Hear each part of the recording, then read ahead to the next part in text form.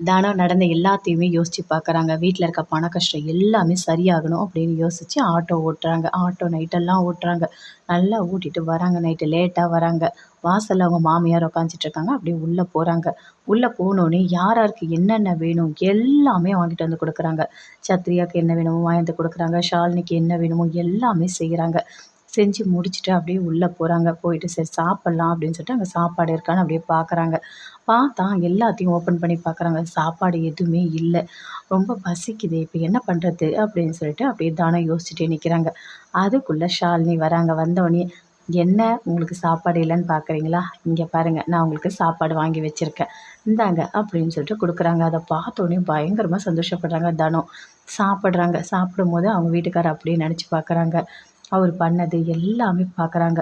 அதே மாதிரி அவரு இடத்துல இருந்து இந்த வீட்டுக்கு தேவையான எல்லாமே நான் செய்யணும் அப்படின்னு சொல்லிட்டு தினம் மனசுக்குள்ளேயே நினைக்கிறாங்க. யார் யாருக்கு என்னென்ன வேணுமோ எல்லாமே பார்த்து பார்த்து பண்ணணும். அதே மாதிரி அந்த வீட்ட கட்டி முடிக்கணும்.